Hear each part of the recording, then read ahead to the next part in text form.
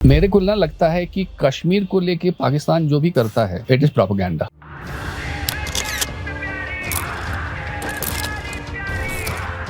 ये सब उकसाने के लिए है and yes they would want to destabilise a portion of the country. Why have they not done anything is primarily because of the fact that Why is Kashmir so important? Kashmir as an important square in the geopolitical chessboard of the region. Pre-industrial era में wonderful tool of control which is the religion called Christianity. Industrial era में what is that one story that can pull a lot of people together? Ideology. Control is nothing but an extraordinary story which leaves a legacy in the minds of millions and who are willing to do anything to enable that story to come to life. Right. The whole of Jammu and Kashmir, including Gilgit-Baltistan, that is when Kashmir becomes very crucial. India को Gilgit-Baltistan का access ना मिले, इसीलिए इतना कुछ हुआ है British time का। अब Pakistan minus Gilgit-Baltistan was of no use to them. आज के दिन में अगर हिसाब देखना चाहते हो, Pakistan minus Karachi and Gwadar is of no use to United States. एक टाइम में इंग्लैंड कॉलोनाइजर, एक टाइम में United States and Soviet Union, एक टाइम में United States. Physical access United States को हर जगह पे होना है, हर जगह पे जाना है। How do you do that? Whoever rules the waves, whoever rules the seas, rules the world.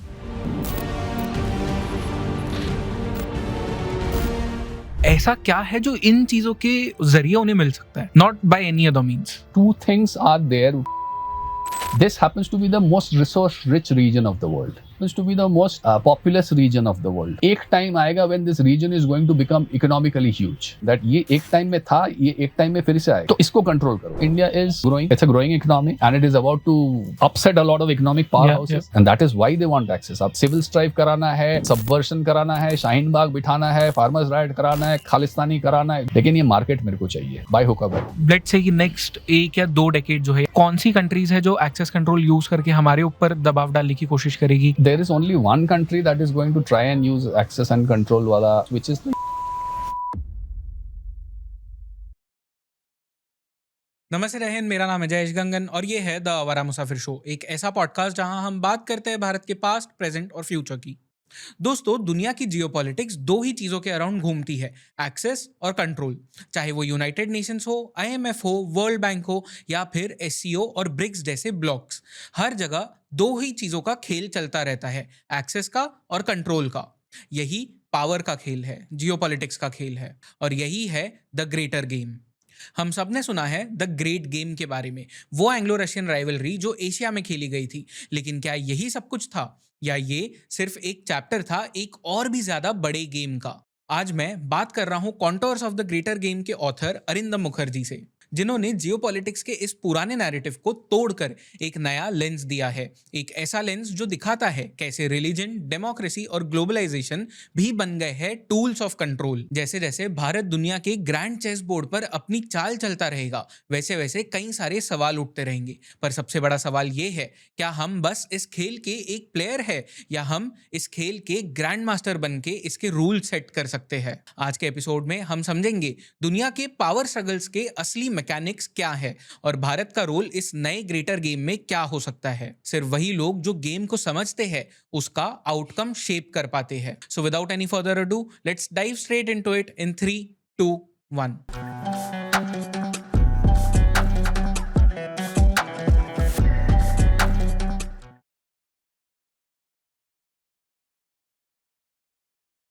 Arindam दा, आपका बहुत बहुत स्वागत है इस पॉडकास्ट पे।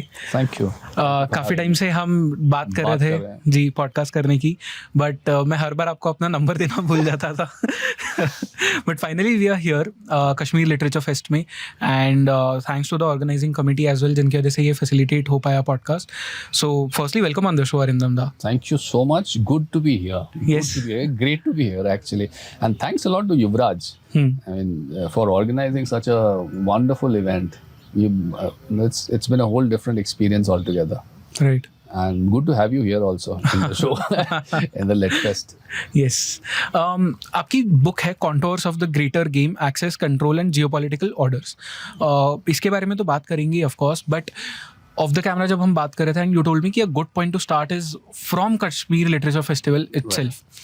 कैन यू टेल मी कि कश्मीर का जो एक स्ट्रेटेजिक पॉइंट ऑफ व्यू है या स्ट्रेटेजिक डेप्थ जो है या स्ट्रेटेजिक इंपॉर्टेंस जो है जिसकी हम बात करते हैं वो क्या है, फिर यहाँ से हम कॉन्वर्जेशन को थोड़ा और डीपर लेके जाएंगे, थोड़ा हिस्ट्री में भी जाना पड़ेगा हमें इसके लिए. So why is Kashmir so important? देखो, if we go by the literature festival, one of the core themes of the Litfest is Kashmir as an important square in the geopolitical chessboard of the region. अब ये बात तो एकदम 100% सही है कि Kashmir is a very crucial square on the chessboard. Why? Now people would immediately know, आपका जो व्यूअर्स है they would immediately related to Pakistan and Kashmir, so on and so forth. But यहाँ पे इंटरेस्टिंग एक बात ये आ जाता है कि when we talk about Kashmir, when we talk about the entire the whole of Jammu and Kashmir including Gilgit Baltistan, that is when Kashmir becomes very crucial. Again, readers को पता चल जाएगा कि हाँ गिलगिट बाल्टिस्तान मिलता है तो इंडिया को एक्सेस मिल जाए सेंट्रल एशिया में. They know that. The thing is, now here's the interesting thing. We keep watching from the point of view of India.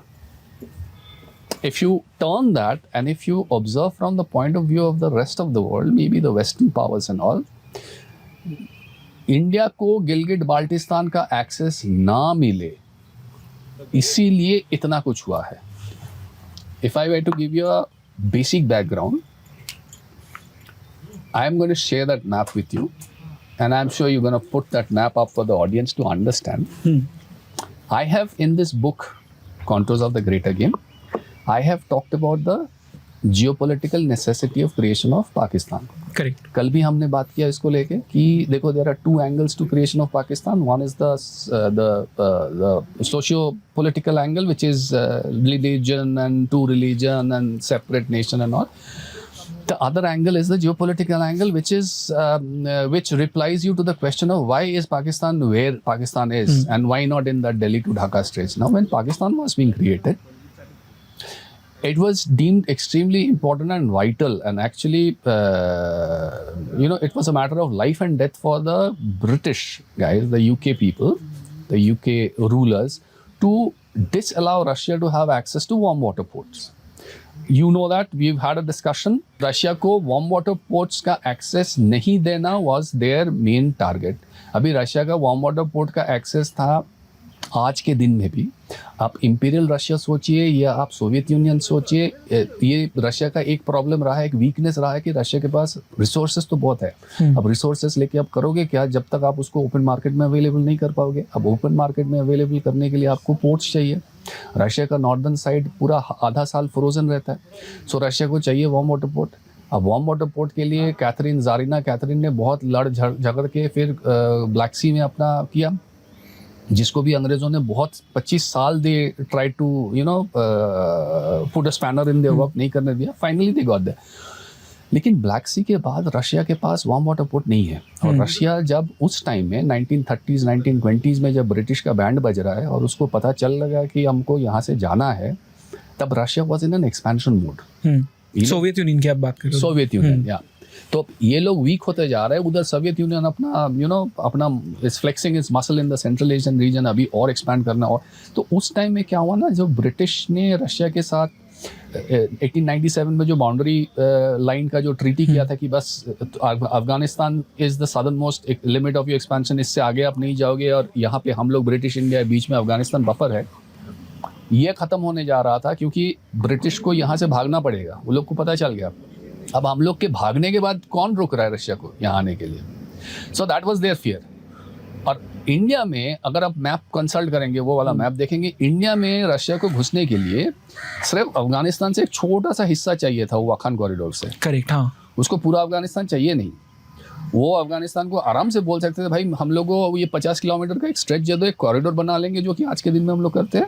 हम लोग इंडिया का एक्सेस ले लेंगे, वहाँ से अरेबियन सी मिल जाएगा तो वार्म वाटर पोर्ट मिल जाएगा. इंडिया एनीवे सेमी सोशलिस्ट है. जवाहरलाल नेहरू का, हाँ ठीक है, he was a English socialist, but ठीक है, सोशलिज्म इज सोशलिज्म कम्युनिस्ट, कुछ तो लिंक है. He was not a Moscow communist, he was a English socialist, बस ठीक है.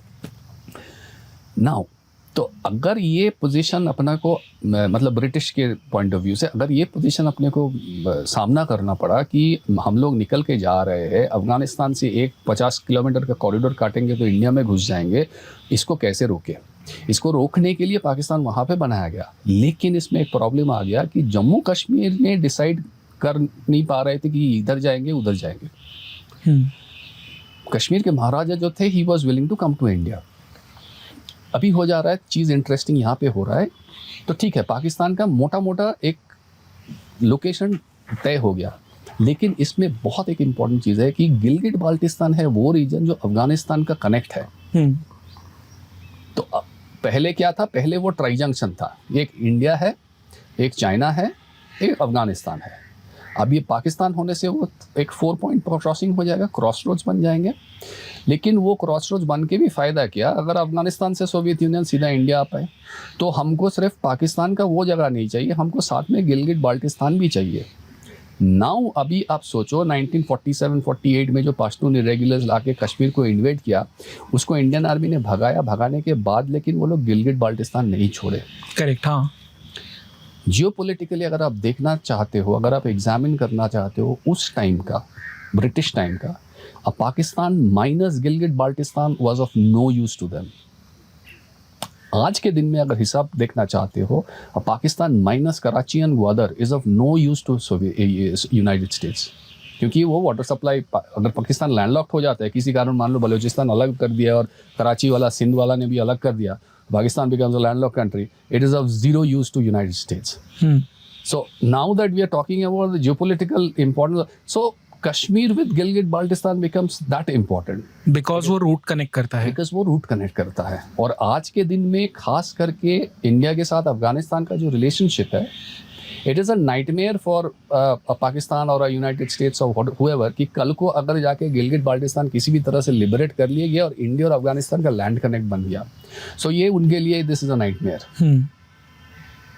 इसीलिए आप देखोगे वन ऑफ द रीजन, यही सिर्फ एक रीजन नहीं, लेकिन ये एक one of the main reason why Donald Trump wants a base in Bagram. वो क्यों बागराम के पीछे अचानक से फिर से पड़ गया? Is it only because of the fact that he wants to monitor China? No, of course not. Yes, he also wants to monitor what's going to happen here. एक और इम्पॉर्टेंट चीज़ है, एक और इंटरेस्टिंग चीज़ है, सीपेक तो गया, $56 billion down the drain. आपके reader viewers को पता है, अगर कल को let's game out a imaginary situation, अगर कल को Gilgit Baltistan becomes a part of undivided Jammu and Kashmir, contiguous part of Jammu and Kashmir with land links to Afghanistan, the moment Gilgit Baltistan becomes a part of India, CPEC का तो ऐसे ही पत्ता cut गया, because CPEC travels to Gilgit Baltistan with the new annual CPC meeting of China coming up 20th October, 25th October, कुछ एक है दिवाली के time में। अगर वहाँ पे if there is some kind of a reshuffle, because Xi Jinping is not in the good books of a lot of influential members of political Chinese Communist Party, I am just like kind of imagining, अगर कल को कुछ अच्छा हुआ कि suddenly there is a decision कि भाई CPEC को डाइवर्ट कर देंगे, गिलगिट से, कश्मीर से ये इंडिया में घुसा देंगे। वार्म वाटर पोर्ट चाहिए ना चाइना को, China wants to bypass Malacca Strait because of the fear of United States. कल हम लोग सोच रहे थे ग्वादर में करेंगे, ग्वादर में $56 बिलियन गया, इंडिया से करते हैं। Can you imagine? That is going to be a death nail for Pakistan any which way, because that money is gone, their little bit of favour which there is there with China, अभी तक भी जो भी जितना कुछ है that is gone. I'm not saying this is going to happen. This is a highly optimistic scenario, but I am trying to tell you how important Kashmir is on the chessboard. Right. Because that was your question, right? Okay, so this is why, and I was recording, मतलब colonel Raina के साथ में जब मैं record कर रहा था podcast, उन्होंने भी एक सिमिलर चीज़ कही थी कि अपर पीओजे के जो है that is much more important. तो अपर पीओजे के वही हो गया, गिलगिट बाल्टिस्तान वाला एरिया ही हो गया। और एक यहाँ पे भी एक चीज़ है, I just wanted to add, and this is for any Kashmiri people that might be watching this because KLF है। मेरे को ना लगता है कि कश्मीर को लेके पाकिस्तान जो भी करता है it is propaganda, because Pakistan के लिए कश्मीर का सिर्फ Gilgit Baltistan was important because the British wanted their garrison state to cover Gilgit Baltistan and all those passes जहाँ से रशिया घुस सकता था, वो उसको मिल गया। बाकी जो भी कर रहा है ये सब भी दिखा है, ये सब नौटंकी है, ये सब उकसाने के लिए है। And yes, they would want to destabilize a portion of the country. तो उसके लिए it is financially advantageous because that is the only kind of game that they play. But why have they not done anything is primarily because of the fact that वो लोग का जो the reason for them coming to existence as a kind of a wedge जो कि Soviet union का warm water port का access block कर सके, वो आया था गिलगिट बाल्टिस्तान से, और वो उसके लिए बहुत इंपॉर्टेंट है. So yes, what colonel Raina was saying, अपपियोजे के एब्सोल्युटली राइट. बट जो आपने बात कही कि सोवियत यूनियन जो एक्सपैंड कर रहा था, इफ़ वी इमेजिन कि हुआ तो नहीं है, बट अगर हम इमेजिन कर ले कि वो उस टाइम पे एक्सपैंड करते करते गिलगिट बाल्टिस्तान तक पहुंच जाता, और जो ब्रिटिश करने की कोशिश कर रहे थे वो नहीं होता. आई थिंक उन्होंने गिलगिट बाल्टिस्तान में कू जैसा भी कुछ किया था, जो वहाँ पे एक they took over by force. Gilgit Scouts took over the region by force. Correct. So अगर वो नहीं कर पाते, वो आज हम क्या सिनेरियो देख रहे होते फिर? That's a very difficult thing to say because there are हजार डिफरेंट परमुटेशन कॉम्बिनेशन जो होता है. आज क्या देखते पता नहीं, लेकिन ये हो सकता था कि सोवियत यूनियन को अगर ये एक्सेस मिलता तो मतलब आप नॉर्थ सी से लेके अरेबियन सी, मतलब आप पूरा एशियन लैंडस्केप के सोवियत यूनियन का आप डोमिनेंस देखते.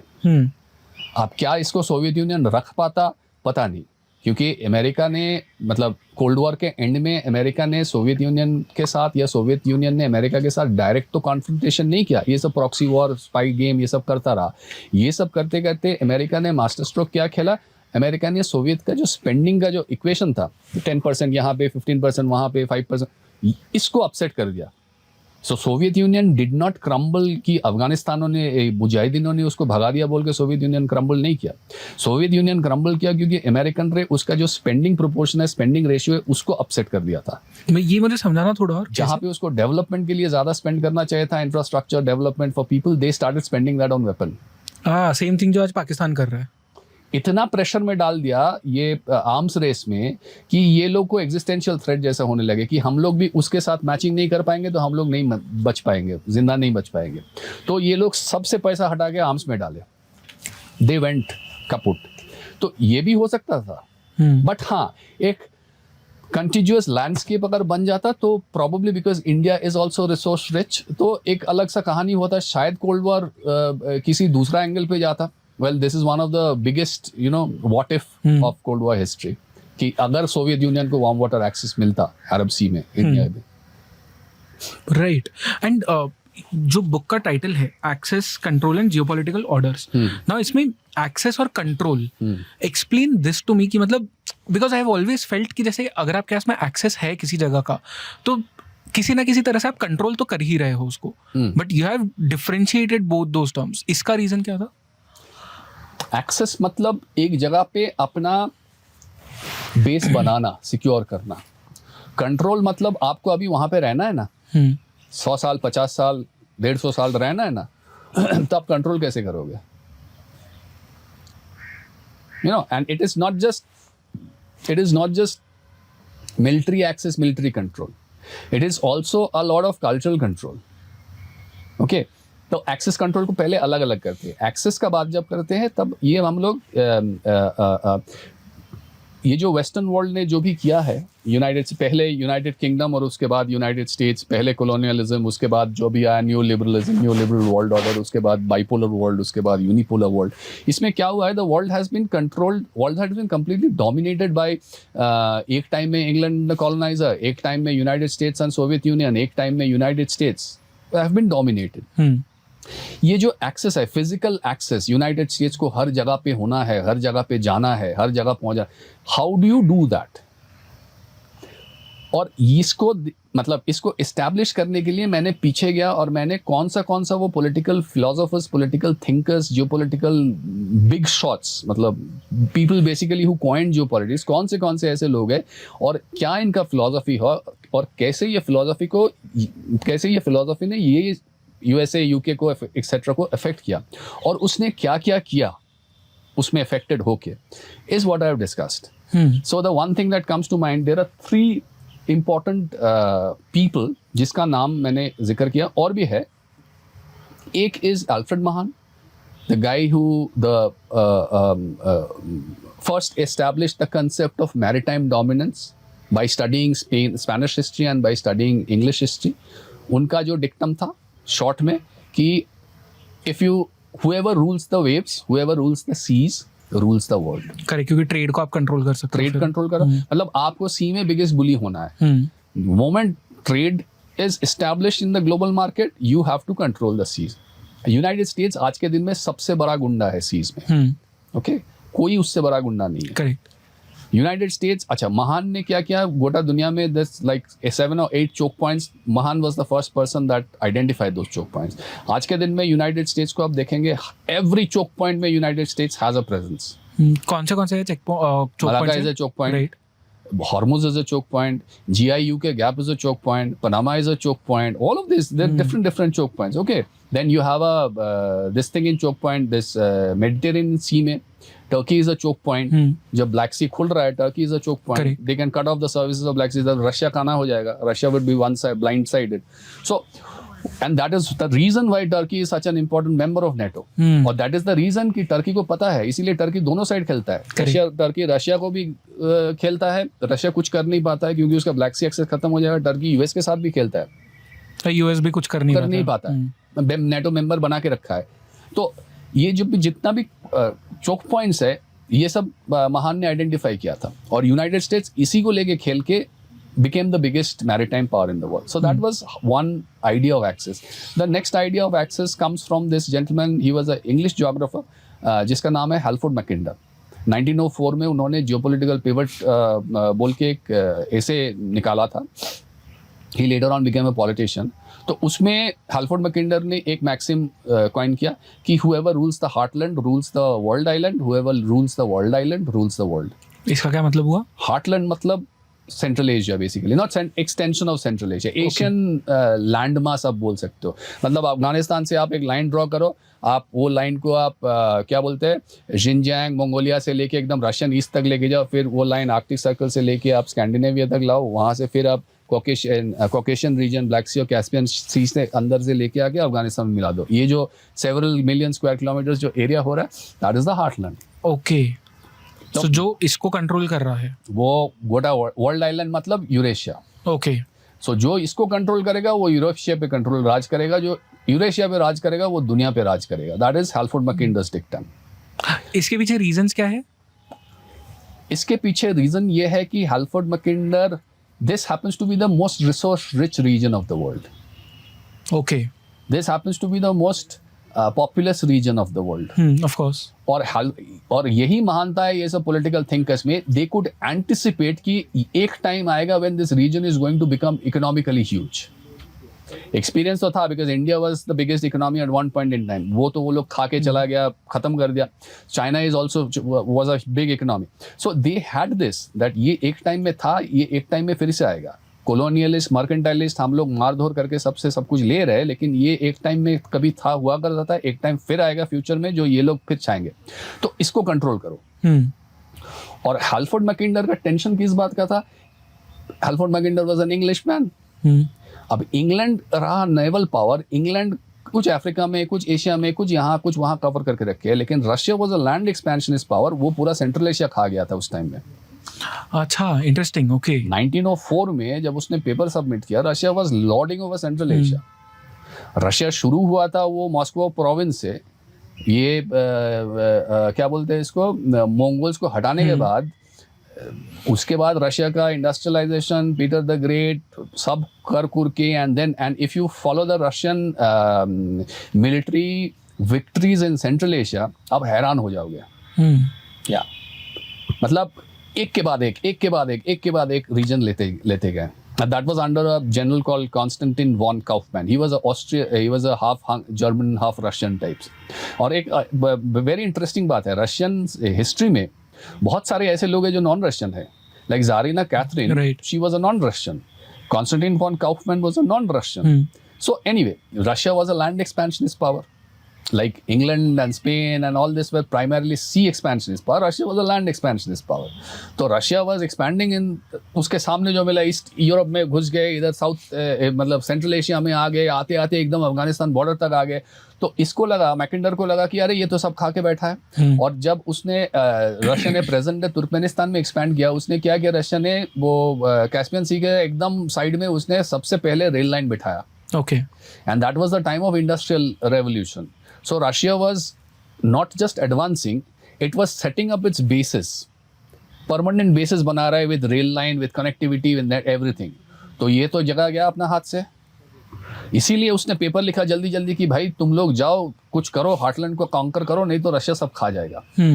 सो that was his, you could say that was his motivation behind writing a paper. लेकिन ये जो पेपर है, ये paper became so phenomenally visionary, it caught the attention of latter day people also. Henry Kissinger, he was a hardcore believer in Heartland. Zbigniew Brzezinski, जो कि अफगान का जो जिहाद, अफगान वॉर जो है, जिसका मेन आर्किटेक्ट है, जिसने रशिया को पुल करके अफगानिस्तान लेके और मुजाहिदीन दी के मार के भगाया, he was heavily influenced by Heartland.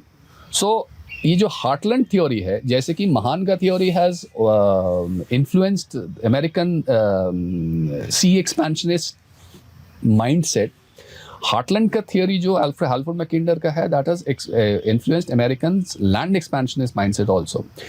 लेकिन जैसे कि सी में America has been very successful, ये हार्टलैंड के चक्कर में America has not been successful. Heartland में Europe also has not been successful, क्योंकि हार्टलैंड में आज तब रशिया था, उसके बाद सोवियत यूनियन था, अभी चाइना और रशिया दोनों है. जो पिछले 300-350 साल में यूरोप बोलिए या वेस्ट बोलिए, ये अपना सेंट्रल एशियन हार्टलैंड में कुछ कर नहीं पाए हैं. अमेरिका ने ट्राई बहुत किया, अफगानिस्तान में ट्राई किया, फिर जब वो रशिया, जब सोवियत यूनियन जब क्रम्बल हो गया 1989-90 में, तब तुर्कमेनिस्तान में ये डिस्कवर हुआ कि Turkmenistan has the 4th largest gas reserve of the world. फिर अमेरिका ने तुर्कमेनिस्तान में घुस के वहाँ से गैस निकालने का कोशिश किया कि एक फुटप्रिंट बनाएंगे, उसमें वो फेल किया. फिर कजाकिस्तान में उसने कैस्पियन सी ड्रिलिंग शुरू किया, वहाँ पे भी वो ड्रिलिंग वाज नॉट, मतलब क्या बोलते हैं उसको, इकोनॉमिकली वायबल नहीं था. पानी के लिए, पानी में सलाइनिटी कम है, उसके लिए पानी का डेप्थ कम है, ज़्यादा है, ये सब के लिए, तो वो भी नहीं रहा. फिर कजाकिस्तान में they wanted to do a colour revolution through, यही तो यूक्रेन वॉर से कुछ ही महीने पहले कराने का कोशिश किया. So they have been trying to hit central Asia, hit, लेकिन कुछ उसका रिजल्ट अच्छा नहीं रहा. इसी में आ जाता है थर्ड पर्सन, जिसका नाम है निकोलस पाइकमैन. ओके. निकोलस पाइकमैन ने हाल्फोर्ड मैकिंडर का वो वर्ल्ड आइलैंड देखा, हार्टलैंड वाला थ्योरी देखा, और निकोलस पाइकमैन ने इसको डिस्कवर किया कि ये हार्टलैंड जो बनाया है हाल्फोर्ड मैकिंडर, इसके बगल में जो एरिया है, मतलब हार्टलैंड तो आपको यूरोप से, मतलब मान लो सेंट्रल यूरोप, ईस्टर्न यूरोप तक जाता है, तो फिर उसके बगल में वेस्टर्न यूरोप है. Western Europe, Turkey, Iran, Saudi Arabia, मतलब मिडल ईस्ट, गल्फ, पाकिस्तान का रीजन, कुछ हद तक इंडिया, फिर इधर आप आ जाओ म्यांमार, कैम्बोडिया, वियतनाम, जो मैप है, ये जो एरिया है including Philippines, Japan, south Korea. Spykman ने बोला कि इसका नाम देते हैं रिमलैंड. वो हार्ट है तो ये रिम है. कोई बात नहीं, अगर आप हार्टलैंड को कुछ नहीं कर पाओगे, आप रिमलैंड का एक्सेस करो. अगर आप रिमलैंड का कब्जा कर लेते हो तो आप हार्टलैंड का कोई भी पावर वहां पे बैठ जाए, आप उसको एक्सपेंड करने से रोक सकते हो. And this is where America was hugely successful. पूछो क्यों? क्योंकि सेकेंड वर्ल्ड वॉर के बाद में अगर आप देखोगे, अमेरिका का प्राइम फोकस था western Europe, which is rimland. Western Europe ने उसने मार्शल प्लान के थ्रू पैसा डाला, पूरा वेस्टर्न यूरोप को रिकंस्ट्रक्ट किया. करेक्ट. हाँ. They put that money and they, despite so many differences with Turkey, they made sure Turkey remains a part of NATO. Again a rimland region. Okay, अगर देखोगे तो these are the pressure points Russia और China के लिए. लेकिन इस side से जैसे जापान, कोरिया प्रेशर पॉइंट है चाइना के लिए, उस साइड में टर्की प्रेशर पॉइंट है रशिया के लिए. सो मतलब one stone two birds वाला केस. फिर उसने क्या किया, 1950s तक ईरान के साथ उसका एकदम बहुत अच्छा रिश्ता था. Till the time nationalization of Iranian oil happened, they had a brilliant relation with Iran. So Iran was a part of the rimland. Again, border line area, अंदर से कोई पावर आएगा एक्सपैंड करने के लिए तो उसको तुम कंटेन कर सकते हो. निकोलस पाइकमैन को कहा जाता है the godfather of containment. Okay. He is the one that created this idea of containment. So and so on and so forth. So America has got a fair amount of influence with Thailand. American tourist जाते हैं Thailand, उसका बात सुनते हैं. Cambodia Vietnam लड़ पड़ा तो उसका अभी कुछ दिन पहले लड़ाई खत्म किया. Interestingly Vietnam went the Soviet way, and that is way be सोचो how much of importance they pay to rimland. Kissinger आके कितना करोड़ आदमी को मारा वहाँ पे, कितना लाखों टन्स ऑफ बॉम्ब ड्रॉप किया, कि किस कारण? So that to make sure कि ये रिमलैंड अपना हाथ से बाहर ना आ जाए. और जब भी उन्होंने कुछ कर नहीं पाया, So that was one failure of Henry Kissinger कि वियतनाम को कुछ कर नहीं पाया. America had to get out of the area. withdraw. He lost the war. लेकिन उसने बाजी कहाँ पे मार दिया बाजी? उसने चाइना के साथ दोस्ती कर लिया. अच्छा, so ये इस रीजन से दोस्ती का वो था. One of the reasons. Okay. One of the reason of course was China और रशिया में एक क्रैक तैयार करना. Correct. लेकिन उसमें कुछ खास नहीं, क्योंकि उससे पहले चाइना और रशिया के बीच इतना खराब रिलेशन हो गया था बीच में 50s में कि रशिया एक टाइम में Russia was thinking of nuking China. Missiles तो उनकी टर्न हो चुकी थी एक दूसरे की तरफ, right. And China had nothing at that point in time. So yes, Vietnam probably they would have, United States would have approached China, but Vietnam was something which sort of catalyzed the process. इतना importance ये लोग rimland को देते हैं और rimland content. That is why United states के साथ, मतलब ना चाहते हुए भी इंडिया के साथ इतना कुछ करने का कोशिश करते हैं कि रिमलैंड अपना कब्जे में रहे, because India is a major part of Rimland. Okay, that is one of the reason why Pakistan become so important. Because अगर आज के दिन में कोई भी एक कंट्री अपना हुजूर के लिए काम करते हुए एक कोई एक्सपेंशनिस्ट पावर को रोका है, which is Pakistan. Stop Soviet Union, right? Soviet Union walked into Afghanistan. That was the time. मतलब इतना रिमलैंड में जो है, apart from western Europe, which is of course western Europe का lord and master is United States. वो तो दाहिने देखने बोलो दाहिने देखेगा बाएं. पाकिस्तान का वो एडवांटेज, पाकिस्तान का उतना हालत नहीं था, लेकिन पाकिस्तान फिर भी अपना लॉर्ड एंड मास्टर्स के लिए एक्टिवली मुजाहिदीन का रिक्रूटमेंट, मुजाहिदीन का, मैं तो पाकिस्तान को एचआर मैनेजर बोलता हूँ, यू नो. टेक्निकली काम तो वही किया था उसने. क्या रिक्रूट, पहले आइडेंटिफाई करो, फिर रिक्रूट करो, फिर ट्रेनिंग करो, फिर खाना बना दो, फिर मैदान में छोड़ो, फिर उसका आर्म सप्लाई करो, उसका पैसा दो, तुमको सऊदी से पैसा आ रहा है, उसका सैलरी दो. So you are HR manager. So probably the best HR manager geopolitically that you can see is Pakistan at one point, especially during the 79-89 time during the Afghan war. Right. So these are the three basic things of access. These are the three signs. अब बहुत सारा अलग भी है, and मैंने छोटा मोटा नाम भी लिया है. The person who coined the term access control, मतलब ये geopolitics term जो है वो कहाँ से आया? There was a lot of negative connotation to geopolitics, the word. क्यों? अरे ये बहुत दूसरा, this is again Western propaganda. Basically, geopolitics was a term which was coined by a gentleman, Swedish gentleman called Kjellén, Rudolf Kjellén. He's one of the, you could say, one of the best political scientific brain that ever came out from that part of the world. उन्होंने दो चार ऐसा term create किया. Geopolitics means geographical constraint जो एक देश का politics को डिसाइड करते हैं. Similarly, he used the word ethnopolitic, which is ethnic constraint. Explained it. Ethnopolitics, demopolitics, which is people, and ethnopolitic, demopolitic, ecopolitic, economy, geopolitics, geography. बात ऐसा है कि किजेलन का इन्फ्लुएंस इनडायरेक्टली जाके पड़ा हिटलर के ऊपर. उसके साथ साथ एक और कंसेप्ट था जिसका नाम है lebensraum. Lebensraum means living space. Okay. Living space का मतलब पॉलिटिकली अगर हम लिविंग स्पेस को एक्सप्लेन करने का कोशिश करें तो कुछ ऐसा फिलोसफी निकलता है कि हर state is a living organism, उसको जिंदा रहने के लिए उसको एक्सपैंड करना चाहिए. जब अगर एक्सपैंड नहीं करते हो तो आप you are as good as dead. So these two things influence Hitler a lot. और खास करके हिटलर का जो जर्मनी का जो फर्स्ट वर्ल्ड वॉर का एक्सपीरियंस था, दैट वाज लाइक जर्मनी का जो सप्लाई चेन था, सप्लाई रूट था, उसको अलाइड पावर ने ब्लॉक कर दिया था.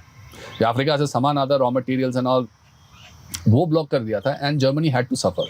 सो हिटलर इंटरनलाइज दिस कि बॉस अपने को तो लेवेनट्राउम का थ्योरी फॉलो करना ही करना है. So we need to expand, मतलब बाल्टिक से लेके बॉल्कन्स तक, कि कल को जाके हम लोग को फिर लड़ना पड़ेगा with this western power because this treaty is an incomplete, this treaty is a farce basically. So everybody knew कि एक सेकंड और एक दूसरा वॉर होने वाला है. तो मुझे लेवेनट्राउम फॉलो करना है. We need to expand, we need to make Germany. Now because Hitler was discredited, these terms became discredited. Everything about geopolitics, Levenstraum became discredited. The one person that sort of without any without any क्या बोलते हैं उसको, without any care basically, unabashedly, unapologetically used and brought the term back was Henry Kissinger himself. Yeah. So there's lot of such interesting aspects that we've covered in the. So that was about access. Yeah, control तो बाकी है. Control तो अभी भी बाकी है. So what is control exactly? मतलब access तो ठीक है, वी अंडरस्टूड कि आपको एक्सेस एक जगह का पाना है, बट कंट्रोल की बात कहाँ से आती है? कंट्रोल करने का क्या एग्जैक्ट मीनिंग है? कंट्रोल इज, छोटा शॉर्ट में अगर बताए तो देखो, इसमें थोड़ा अभी ना जियोपॉलिटिक्स से घुस के हम थोड़ा सोशियोलॉजी में आ जाएंगे. I don't know if that is called sociology. Her society में हाई परफॉर्मेंस होते हैं. तो मान लो आपका घुटने में आपको सर्जरी करना है, पैसा आपके लिए कोई प्रॉब्लम नहीं है, money is not an issue, you would go to the best surgeon. Correct. तो आपका शादी हो गया, आपका बेटा हो गया, बेटे के लिए आपको क्रिकेट कोचिंग लेना है, you would go to the best cricket coach, money is not a problem. So what happens is, because you are going to this people and because people like you, more and more people go to this people, ये सब इसके पास जाते हैं तो ये और भी successful हो जाते हैं. जिस इंसान के पास आप जा रहे हो जो हाई परफॉर्मर है, हाई परफॉर्मर. हाँ. तो इसका मतलब ये जो हम लोग बोलते हैं ना कि पैसा पैसा को खींचता है, सक्सेस ब्रिंग्स मोर सक्सेस, ये एस्टैब्लिश हो जाता है. ऑब्वियसली बिकॉज सर्जन सक्सेसफुल है तभी ना मैं उसके पास जाऊंगा, बिकॉज घुटने का सवाल है भाई. ओके, मेरा बेटा मेरे लिए इंपॉर्टेंट है तभी ना मैं चाहूंगा वो तेंदुलकर और विराट कोहली बन. So I am going to the best person, and by virtue of me and hundreds of others going to this best person, ये लोग और भी राइज करते रहते हैं. तो ये करते करते क्या होता है ना, सो इन एवरी फील्ड, आप पॉलिटिक्स, क्रिकेट बोलो, आप पॉलिटिक्स में भी है कुछ हद तक, आप क्रिकेट बोलो, बिजनेस बोलो, ब्रांडिंग बोलो, पॉडकास्ट बोलो, कहीं भी बोलो, only the top guys rise up to a level. Now there are हजार other guys. So so a pyramid kind of a structure is created where you've got the top performance on the top, you've got the mid performance in the middle, and you've got the low performance at the bottom. Right. In every society or in every sphere, this is called a hierarchy of competence. So for every hierarchy of competence, there is a huge bottom of the pyramid जिसका कोई utility नहीं है. Okay. Society में भी ऐसा. हाँ. On the face of it, people who are high performer, they don't have क्या बोलते हैं उसको, they don't have a practical utility of this huge base which is lying languishing at the bottom of the pyramid. लेकिन ये कोई idea को अगर आप यूज करना चाहते हो to upend the society, these people are your best bet. Yeah. Okay. So इसीलिए आप देखोगे, no malice to anyone, politicians always simplify their ideas so that it appeals to the maximum number of people. जो आप bottom वाली बात कर रहे हो उन्हीं के लिए उनके होते हैं ideas, right? That is their target. Whenever you're talking of mass mobilization, your target is always the bottom of the pyramid, never the top of the pyramid, never the top of a hierarchical pyramid of competence, never, ever. Now, classic example, अभी का बात छोड़ दीजिए, ये आज का दिन का नहीं है, पुराना चीज है. प्री इंडस्ट्रियल ईरा में, if I were to take an example of a wonderful tool of control which is the religion called Christianity. Christianity को फर्स्ट कहाँ पे स्प्रेड किया? You remember in Roman, in Imperial Rome, Christianity spread at the bottom of the pyramid. Subaltern, the slaves of the Rome, people who were disenfranchised, people who had no rights, people who had no voice, people who had nothing. It spread as an underground religion. Later on, when this man, what's his name, Constantine, when he turned, then the whole thing upended. If you look at, तो pre-industrial era में क्या था? Pre-industrial era में, what is a simple story that can pull a lot of people together? God. Story of one God.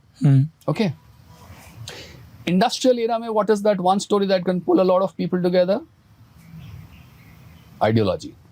Okay. The same way Christianity appealed shuru में to a large number of disenfranchised people who had no voice, when industrialization came in, communism appealed to a large number of people who were disenfranchised and who had no voice.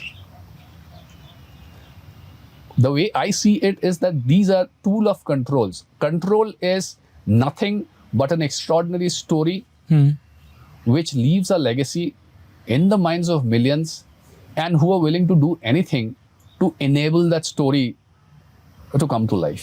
Right. You fast forward to today.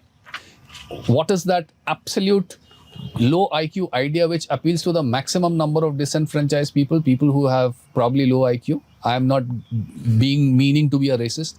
Wokeism. Of course, yes. University में. So अभी आप दूसरा angle से अगर आप देखोगे, एक hierarchy of competence है जहां पे टॉप परफॉर्मर्स अपना एकदम क्रीम लेके बैठे हैं. Let's think about us. You and I, we are, let's say, at the bottom of the pyramid. Okay. We are going to be unsuccessful in anything that we do in life. Why? Because we don't have experience with success. अगर कल मेरे को आके किसी ने 2 लाख रुपया दे के भी गया कि भाई ये ले 2 लाख रुपया कुछ कर, मैं या तो जाके आईफोन खरीद लूंगा, या तो मेरा पहले किसी के पास उधार है उसको मेरे को देना पड़ेगा, या तो मेरे से कोई थप्पड़ मार के ले लेगा because I am moving around in that same situation, या तो मैं जुआ खेल के उसको खत्म कर दूंगा. It has never ever happened in the history, with the rare exceptions of a few, कि एकदम bottom of the pyramid is financially experienced. That is the reason why money flows to the top. इसमें कोई 2 number ही नहीं है कि अमीर बन गया है मेरा पैसा मार के, ऐसा नहीं है. वो सिस्टम उस तरह से चलता है. सिस्टम भी नहीं है, बस इट्स नेचुरल डार्विनिज्म. तुम अच्छे हो, वैल्यू तुम्हारे पास, तुम वैल्यू देते हो, तुम्हारे पास एप्रिसिएशन माइग्रेट करके जाएगा. एप्रिसिएशन कैसे करेंगे हम लोग? पैसा से ही एप्रिशिएट करते हैं ना. हाँ, at the end of the day हर चीज तो वही है, right? So money is going to go up. Now, if you and I are there at the bottom of the pyramid and there are millions of us like millions of other people like us, जिसका कोई voice नहीं है, जिसका कुछ नहीं है, अगर कोई कल को यहाँ पे आके बोला ये सिस्टम तोड़ देंगे, फोड़ देंगे, तुमको ये करना है, हम लोग राजी खुशी करेंगे. It is the same thing that happened with Bolshevism. Workers of the world unite.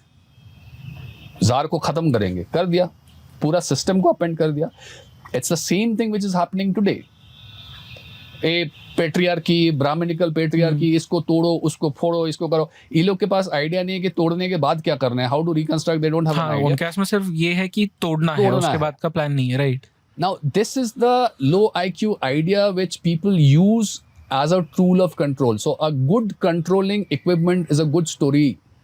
It's a simple, high penetrative, damn attractive, good story which can hit minds of millions of people and get them to rally behind you.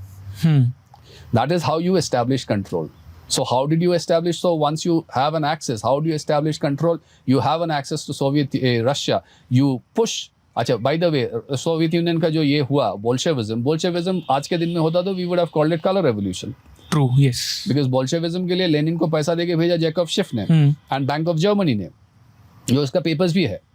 सो पैसा देके तुम भेज रहे हो revolution कराने के लिए, तो कलर रेवोल्यूशन ही हुआ ना. Correct. So because of some reason you want tsarist Russia to be destroyed, तुम इसको भेज रहे हो with a story which has the power to mobilize people, a simple story which can mobilize people, और जाके तुम वो पूरा सोसाइटी को अपएंड करो. That is how you establish control.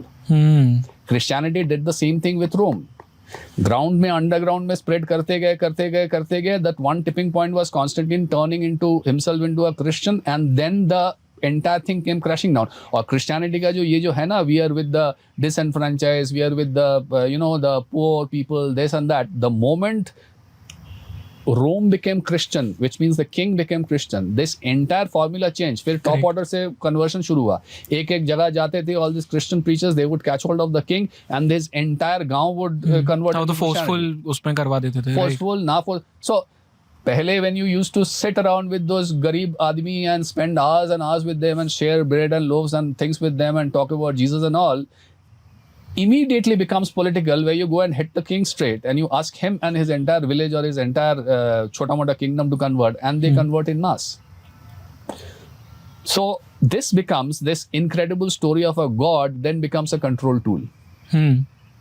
So that is your control.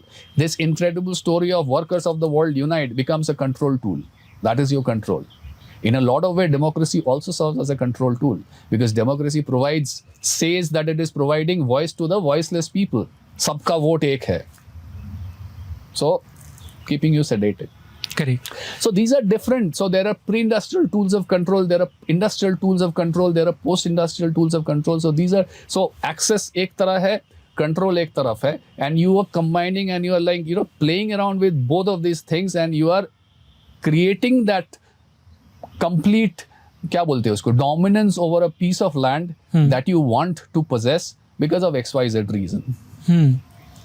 That's the so इसका आज जो मॉडर्न जियोपॉलिटिक्स हम देख रहे हैं, इसमें कोई एग्जांपल्स हैं जो इन एक्सेस और कंट्रोल का यूज कर रहे हैं? modern geopolitics में access and control. If you look at India, and if you look at the different universities which are preaching wokeism, what would you call that? Control, na? Control, absolutely. So United States probably has not managed to, जिसको कहते हैं black and white, managed to procure a black and white access to into India.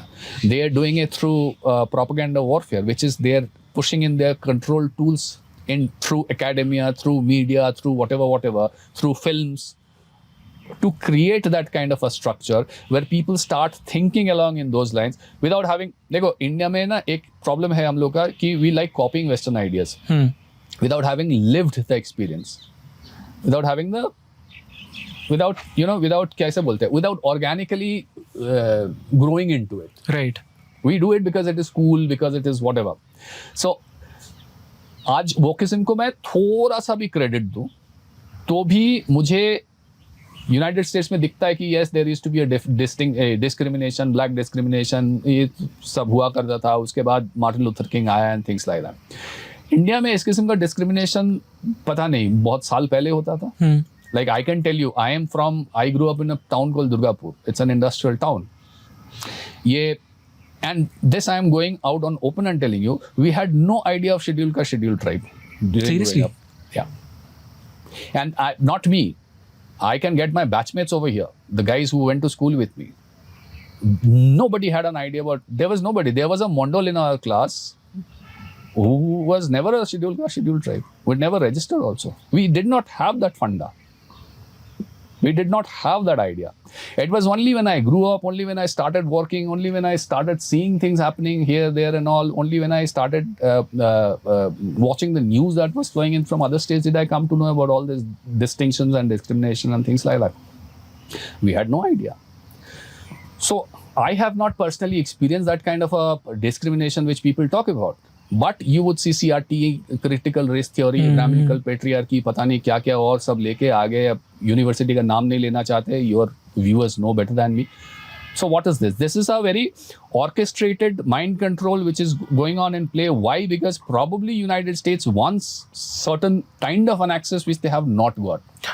ये what is that access? मैं ये जानने की कोशिश कर रहा हूँ कि ये जो वोक माइंडसेट है एंड जितनी भी आपने बात की, CRT की आप बात कर लो, पेट्रियार्कल ब्राह्म जो भी कहते हैं ब्राह्मणिकल पेट्रियार्की, तो इन सब की आप बात कर लो. What are they trying to access? मतलब ऐसा क्या है जो इन चीज़ों के जरिए उन्हें मिल सकता है, not by any other means? Two things are there. Two things stand out. One is access to Indian market. Indian market is that way west के नज़र में बहुत नोटोरियस है. हम लोग बहुत चीज़ आने नहीं देते. हाँ करेक्ट. वो तो ट्रम्प के साथ में हमने देख ही लिया, टैरिफ वॉर. तुम कौन होते हो मुझे रोकने के लिए? गोटा दुनिया मेरा सामान ले रहा, तुम कौन, क्या समझते हो अपने आप को? सो इंडियन मार्केट में एक्सेस चाहिए. Indian market is largely consumption driven. That was the reason why we were not hit by that bad by financial crisis. Indian market is very consumption driven, largely. अभी तुम consumption driven एक such a huge market is there जिसको तुमको access नहीं मिल रहा है. और तुम मतलब USA, तुम मतलब your entire existence post war, second world war has been accessing the entire गोटा दुनिया का market. वहाँ पे एक बंदा बैठा है तुमको market में access दे रहा है, तुमको गुस्सा नहीं आएगा? बिल्कुल आएगा. That is point number one. The other point that United States wants an access is, देखो India is growing. It's a growing economy and it is about to upset a lot of economic powerhouses. अगर ऐसा एक economy है जो कि मेरे साथ नहीं है या मेरा नहीं है और मेरा बाजार उधर डाउन हो रहा है, तो ऐसे तो नहीं चलेगा. मेरे को तो वहाँ पे भी चाहिए ना. So two things. I want access to your market. I want access to your economy so that I can save myself. See, at the end of the day, America is fighting for itself. वो किसी का नहीं है, सबको पता है. तो अगर और उसका फाइटिंग क्या था, दूसरों में लड़ाओ और अपना आर्म्स बेचो, एक टाइम में था। फिर था दूसरों का रिसर्च, क्या बोलते हैं उसको, ऑयल रिसोर्स ले लो, लेके अपने को कंट्रोल करो। फिर क्या था, फिर यूरोप से अभी अपना पूरा इंडस्ट्री लेके रशिया के डरा के उससे पूरा लेके चला गया है। अभी वो इंडिया अगर मिल जाता है तो इंडिया का मार्केट लेगा, इंडिया का जो भी बचा कुचा है इकोनॉमी, अगर वो थोड़ा सा भी हाईजैक कर सकते हैं। तो ऐसे from one point two next point USA ऐसे सर्वाइव करते आ रहा है। अब यहाँ पे आके इंडिया रोक के बैठ गया कि नहीं देंगे तुमको। So that is their pet peeve, that is their problem, so to speak, and that is why they want access. अब इसके लिए क्या करना है, वो किस्म डालना है, जो भी करना है हम करने के लिए राजी है।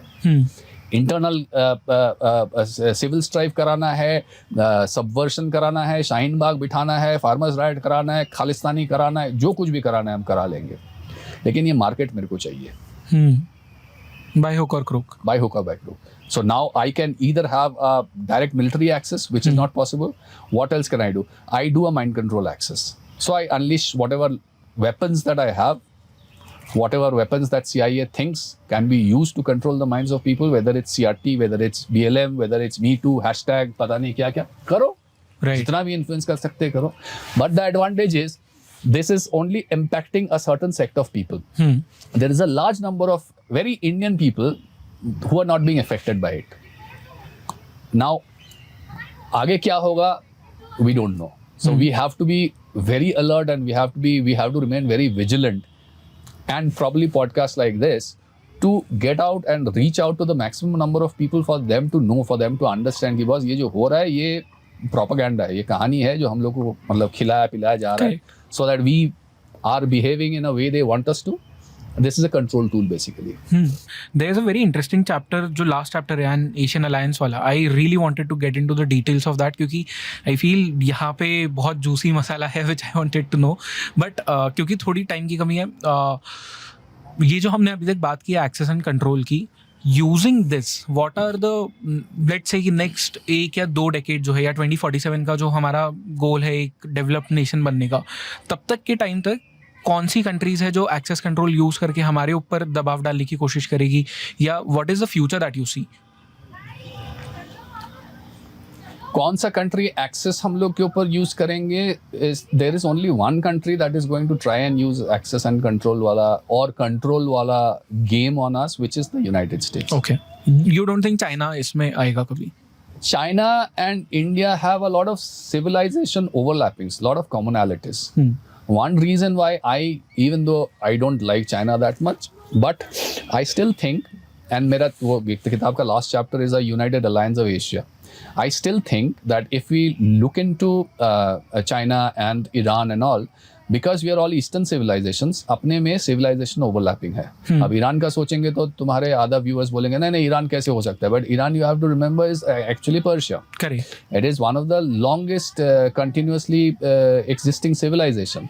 उसने ग्रीक के साथ फाइट किया, रोम के साथ फाइट किया, बाइजेंटाइन के साथ फाइट किया, ऑटोमन के साथ फाइट किया, अरब के साथ फाइट किया, बाद में रिलीजन चेंज हुआ, but they have been existing continuously. So they are a very deep civilization. Similarly, China is a deep civilization. India is a deep civilization. So we have civilization overlappings.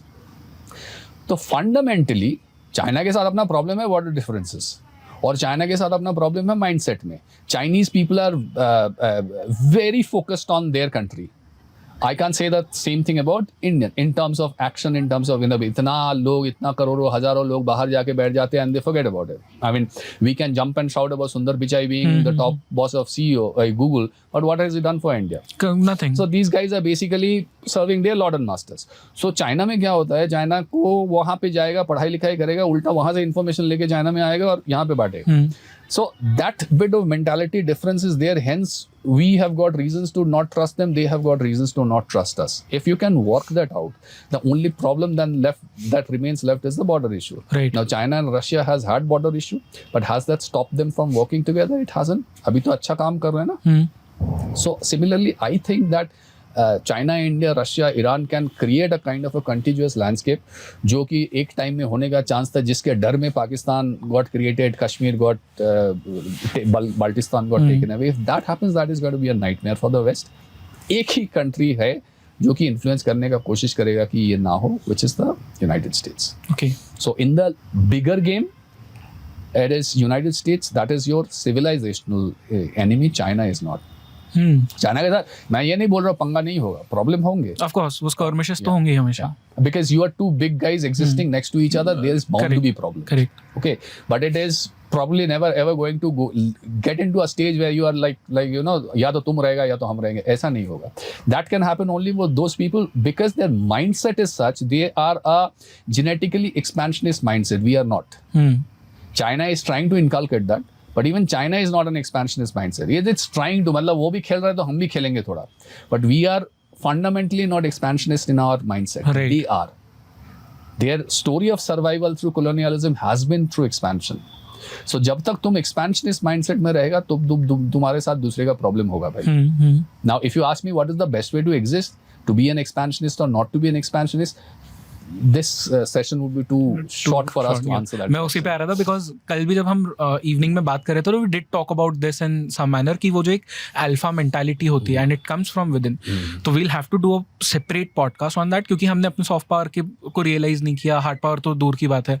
तो there's a lot जो हमें मतलब unfold करना है and plus book के बारे में भी और बात करनी है. तो part 2 is of course in the lineup. I'd love to be there as a part of your this thing podcast. Perfect.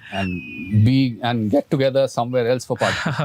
Yes, absolutely. अच्छा तुम एक बार अपना रीडर्स को बोलना है, व्यूअर्स को बोलना थोड़ा है. मैं अभी वही करने जा रहा था कि इफ यू आर समवन जो कि एक जियोपॉलिटिकल नर्ड खुद को बुलाता है तो this book is definitely for you क्योंकि इसमें कुछ ऐसे कॉन्सेप्ट्स के बारे में हमने बात की जो कि बहुत कॉमनली लोग नहीं बात करते जिनके बारे में and these are the concepts which you need to know. This book is called Contours of the Greater Game written by Arindam Mukherjee. I call him Arindam da now. पहले मैं अरिंदम सर कह रहा था बट नाउ क्योंकि हम 2 दिन से साथ में तो अरिंदम दा हो गया वो मेरे लिए. But thank you so much for this podcast. Thank you for having me. Perfect. Great to be here. Perfect. Thank you.